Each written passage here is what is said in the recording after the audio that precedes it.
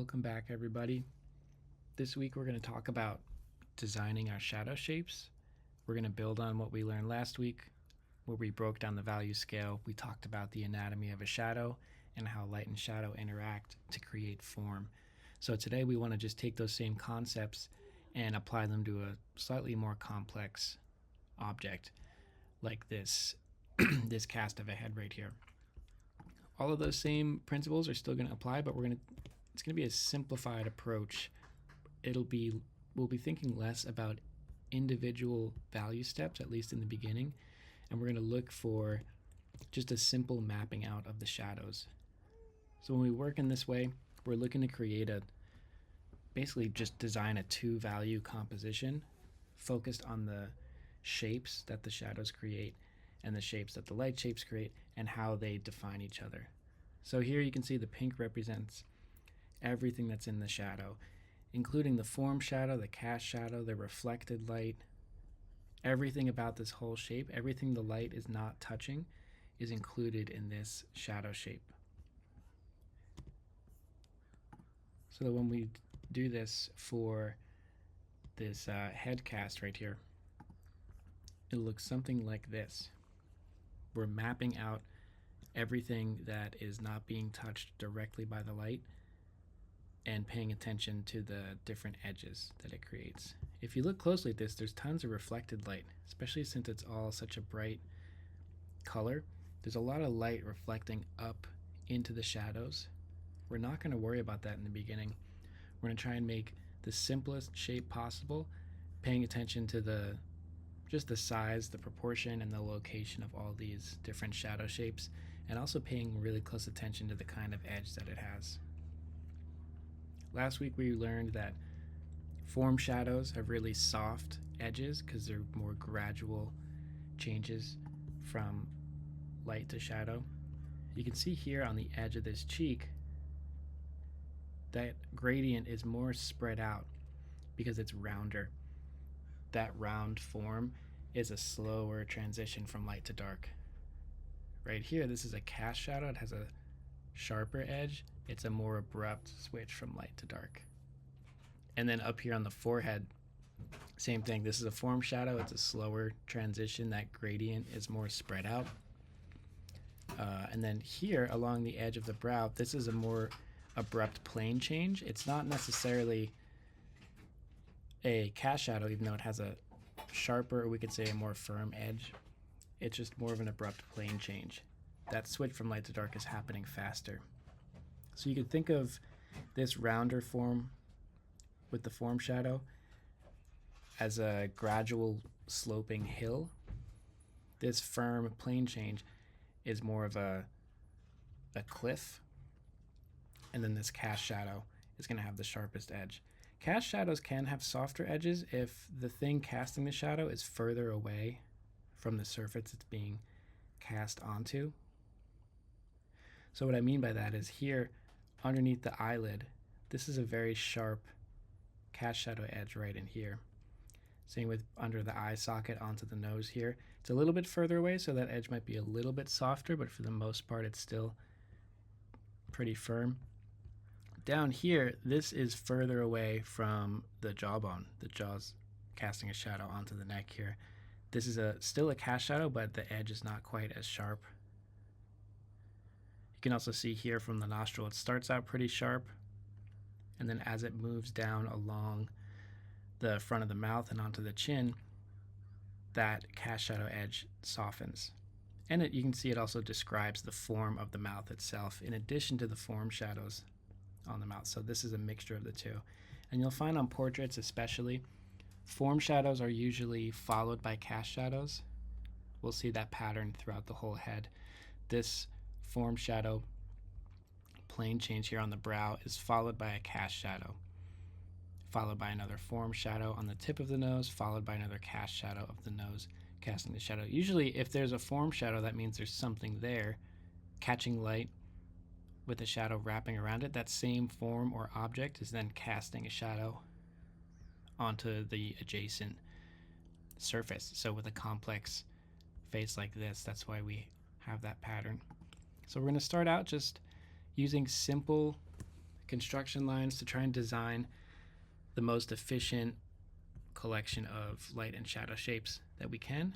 And then we're going to pay really close attention to the edges. So here with the dark red, I'm trying to represent soft edges versus sharp edges.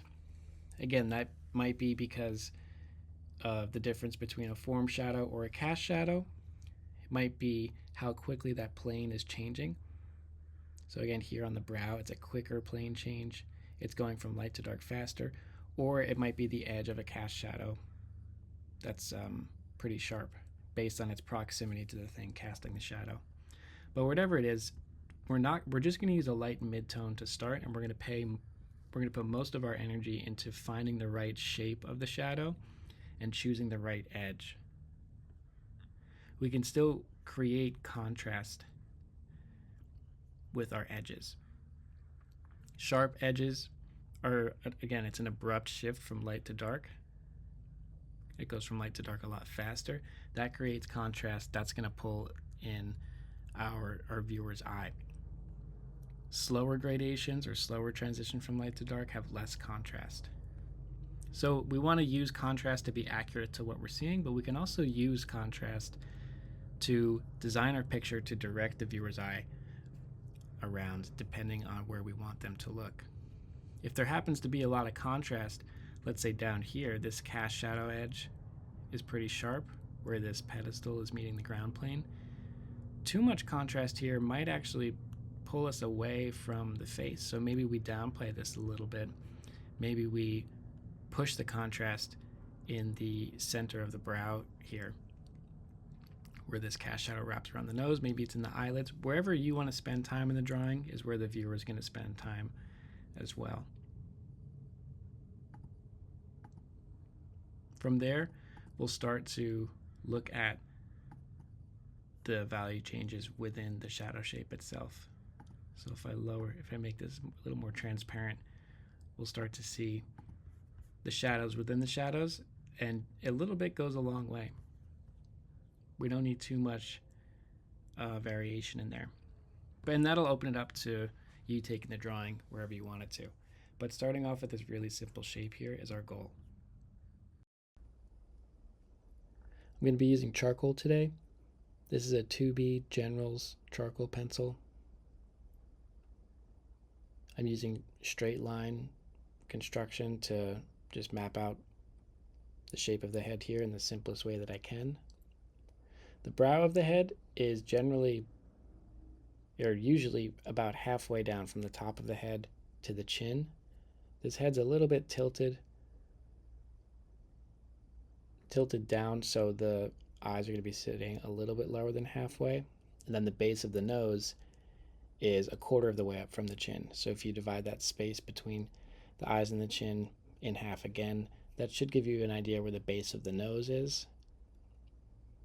And then there at the base of the nose, in line with that, should also tell you roughly where the bottom of the ear is going to land. For this project, I'm not too worried about capturing the likeness of this cast. This is an exercise just to focus on light and shadow shapes. So I'll spend some time trying to get the drawing right and the proportions accurate.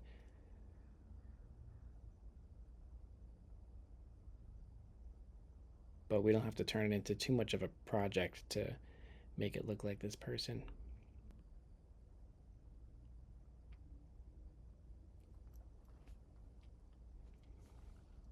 Remember, stick to the simple straight lines to help simplify the shapes and the plane changes of the head.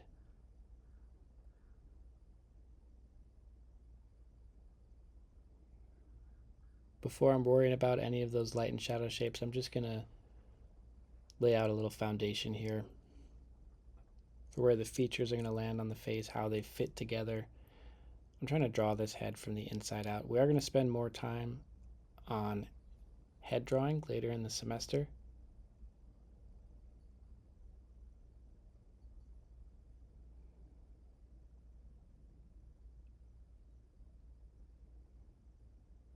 But similar to the contour drawings we've been doing, we want to understand where everything is landing, how they overlap with each other.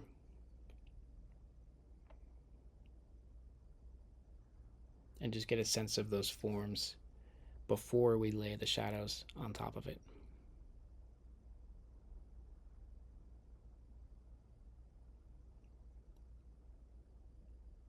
As much as I'm trying to be accurate here, I'm not trying to capture small details. So whether it's the nose or the eye, here at the eye, I'm paying attention to the whole eye socket and how the eyeball fits into the eye socket, not all the tiny details of the eyelids themselves. But those small details are easier to figure out once there's a simple foundation at the base of the drawing. So just picture your process. You're drawing from the ground up, or you're building this from the inside out, from general to specific.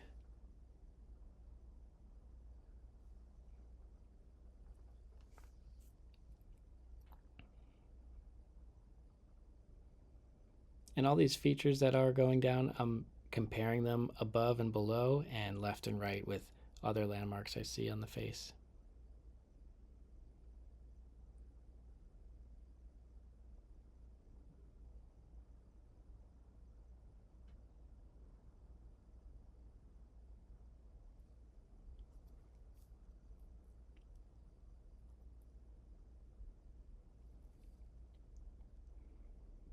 It's not so much about capturing the details, it's more about just trying to put everything in the right place, which takes a lot of time.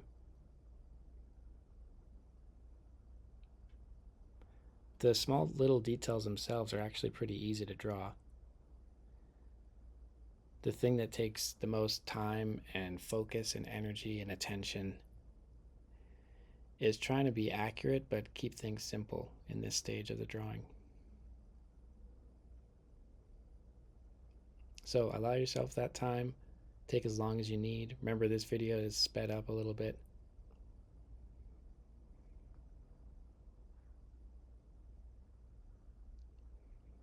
You can see I'm starting to look at the shadow shapes just to help me navigate the drawing, using the shadows themselves as landmarks. You'll see in a little bit that I dive in deeper to that, and I'm paying more attention to the core shadow and everything I went over in the beginning of this video. But I'm starting to look at the shadows in big, general, blocky shapes. Remember, curves are tricky, so if it's easier to break a curve down into a couple of straight angles, use those construction lines.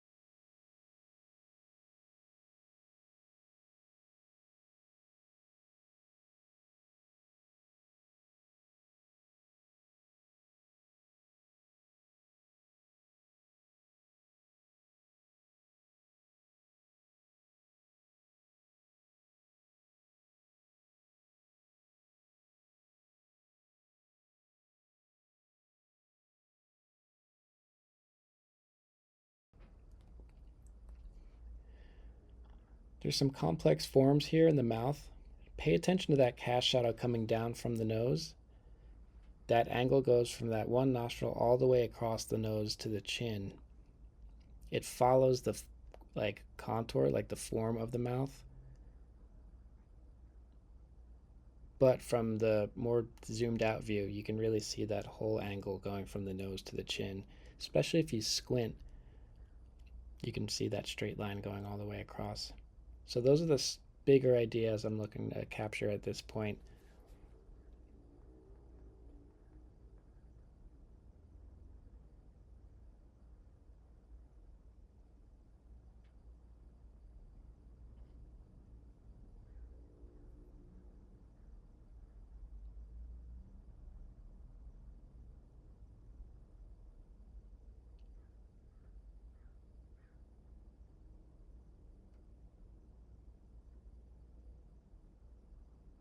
As you break things down into simple shapes, just ask yourself, is this the most simple iteration of this? Is there any way I can simplify it even more?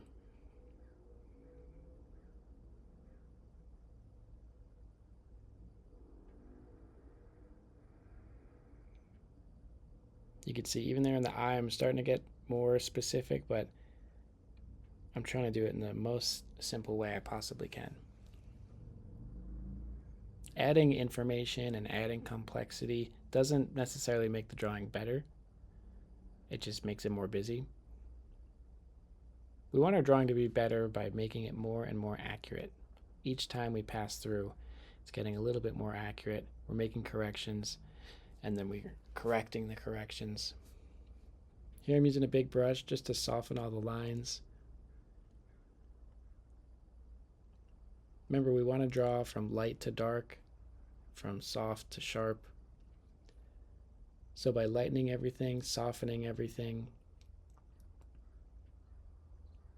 drawing gets a little hazier. I can restart my process and get a little bit closer than the first pass. I'm using the eraser to clean up any of that haziness from the brush. Some of it could come in handy though for a really light mid-tone, like that front plane of the forehead. Not quite fully in the highlight part of the forehead, but it's not in the shadow either.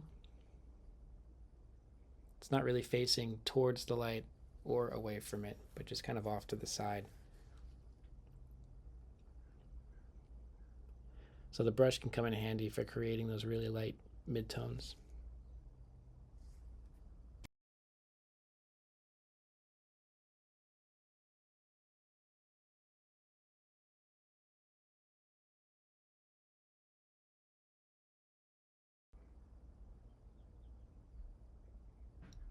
And now I'm going in, I'm taking that blocky, angular shadow mapping, and I'm going to start finessing those curves to be a little bit more complex. I'm looking a little bit more closely.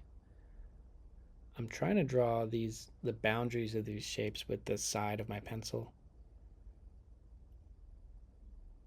I'm only really digging in and cutting in with sharper lines where I can see a sharper edge, like right here under the brow, where the brow is meeting the eyeball.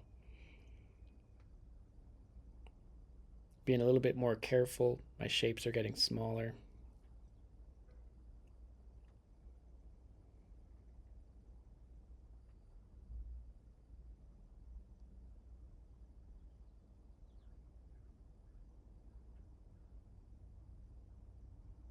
I'm always checking and rechecking the drawing too. That shadow off near the ear and the side plane of the head drifted over a little bit. So I'm always willing to destroy something and reset it and put it in the right place.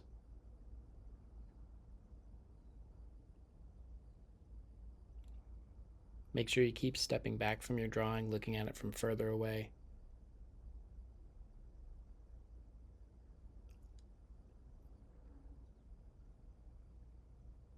And in trying to see the light shape and the shadow shape being distinct from each other, the thing I recommend doing the most is squinting your eyes. If you look at the reference photo and you squint your eyes, we're basically trying to draw what we see when we squint.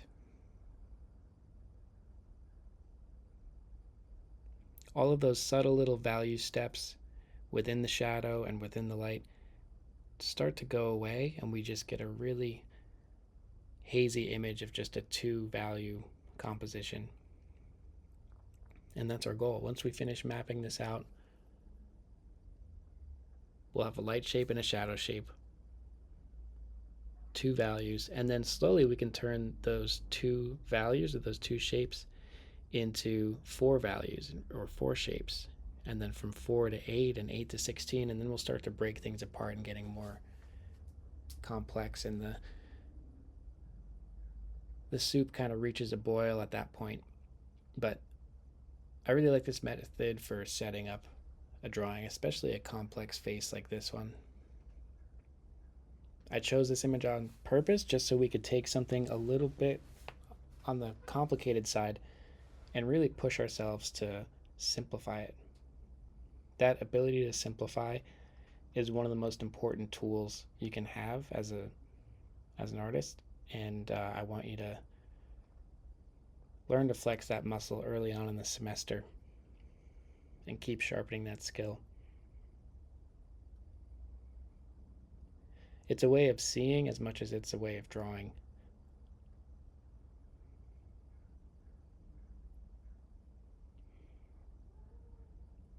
So I'm riding along the edge of that shadow, those lines I carved out in that first image I showed you in this video with the purple and pink lines and shapes. I'm just trying to do the same thing right now with my pencil.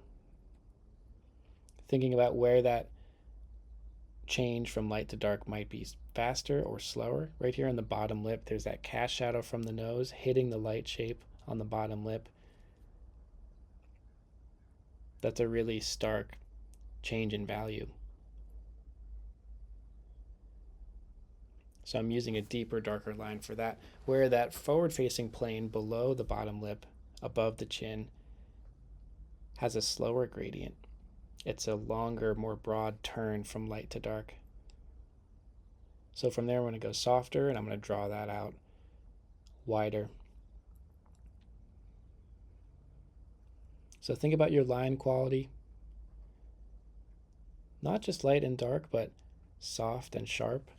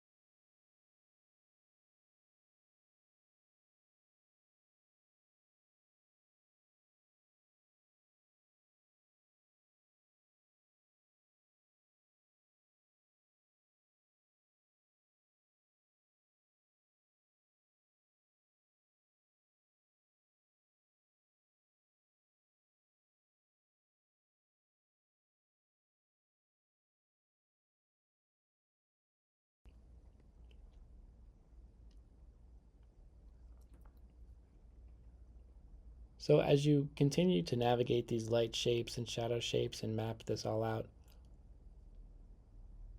think about having 3 different kinds of edges.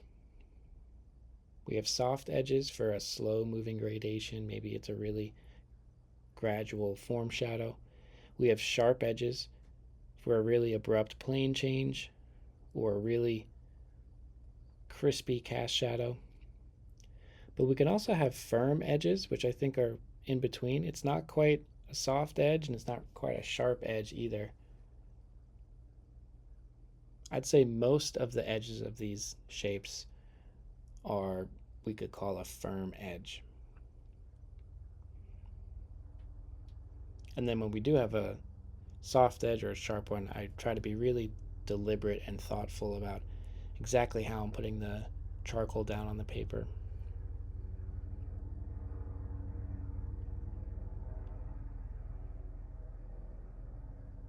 And with every little move that I make, I'm always thinking about the light source and the direction of the light.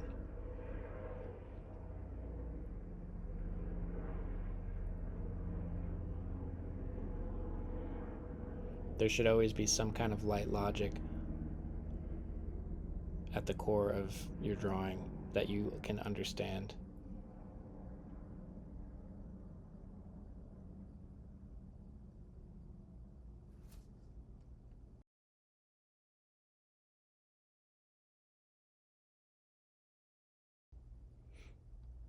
You can see I erased the neck and chest and the little pedestal thing that the head is on. I could just kind of like my drawing more without it. It also saved me some time here in the demo. You're free to include that. You're free to ignore that. I'm focusing on the head and the features of the face.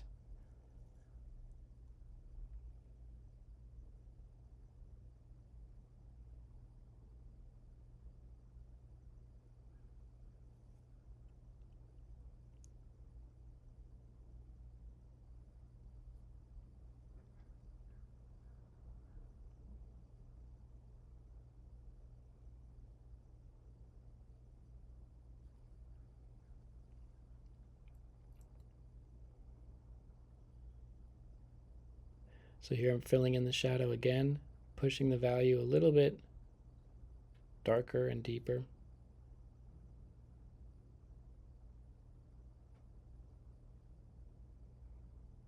I'm always rechecking the drawing. I can't stress that enough either. Like anytime you feel like something's a little bit off, you're always free to fix that.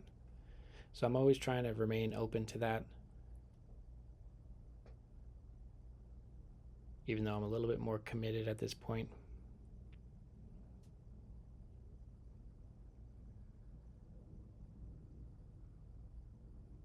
Trying to use the side of my pencil to fill in these shadows.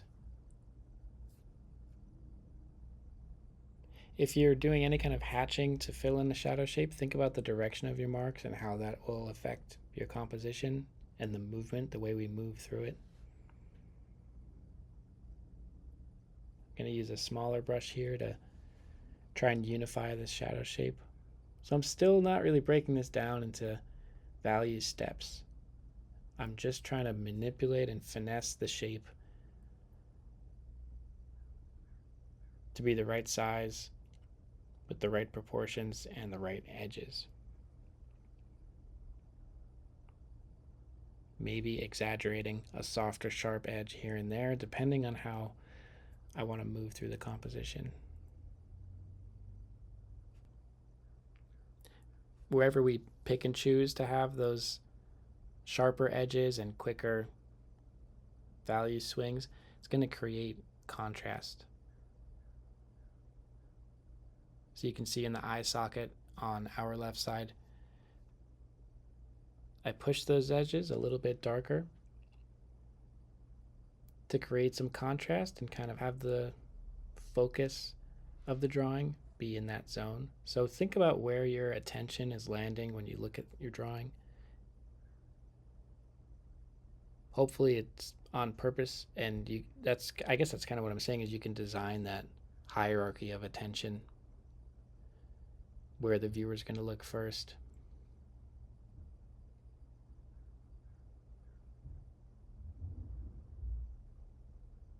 The more contrast you create, the more it's going to draw the viewer in. So if there's contrast everywhere, we don't really have anywhere to focus on. And similarly, if there's no contrast and it's all kind of homogeneous and drawn to the same level of finish across the whole drawing, that too might be a little static, might feel a little static. So think about what little areas you might want to call out as being meaningful or important or worth looking at.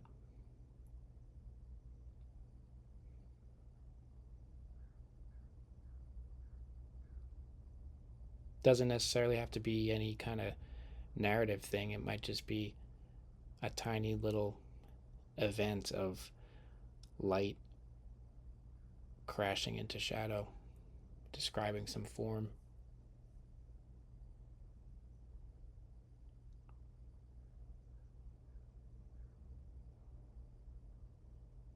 Like I mentioned earlier, there's the light hitting that bottom lip is really bright, it's really intense, and then it runs into that cast shadow from the nose, creating a really sharp, high contrast jump from light to dark with a really interesting shape that describes the form of the mouth. There's a lot of cool stuff happening there.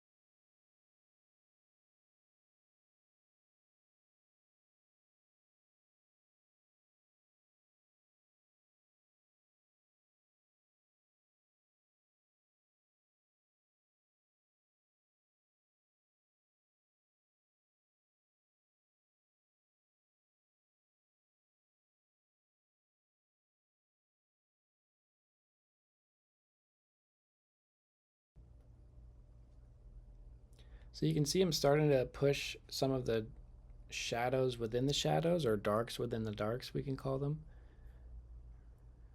Since this is a plaster cast, all of the surfaces are pretty bright. They're very reflective, so it's reflecting a lot of light up into the shadow shapes. Like up here in the brow, you can see there's a range of values within the shadow. That's why plaster casts are so great to draw for practice. But I'm starting to push those values around. Right here in this corner of the eye socket, another interesting place to spend some time and focus.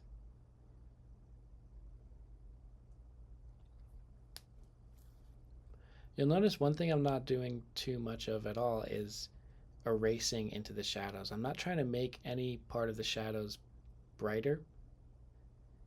If I want to showcase some of that reflected light, I'm pushing the shadow next to it darker.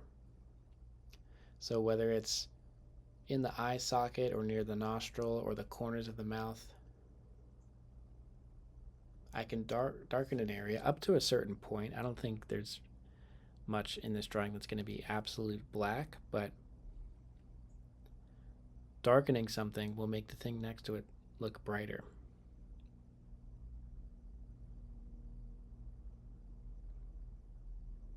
The values are all relative and they're defined by their context. So we want to keep an eye on the big picture general values,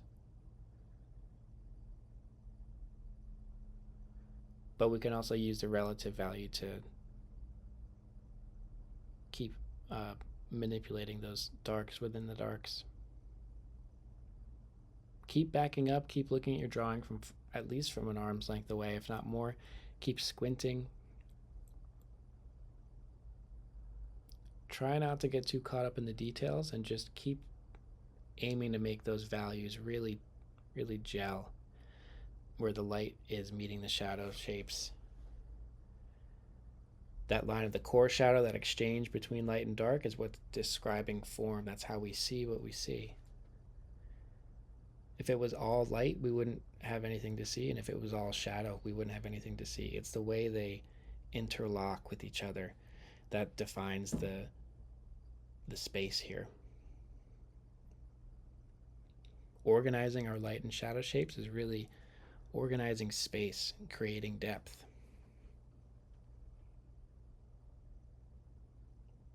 A plaster cast like this with a single light source is a nice, simple way to understand this. Even though it's a complex object, a person's face is really complicated, the setup is really simple. It's sort of a playground for light and shadow. So take your time setting this up. Don't rush, try to enjoy it. I'll post some other images too that might feel a little bit more simple. And if there's something you want to work on outside of these references with this method, I'm open to that too. I'll check in with you all next week. Have fun with this.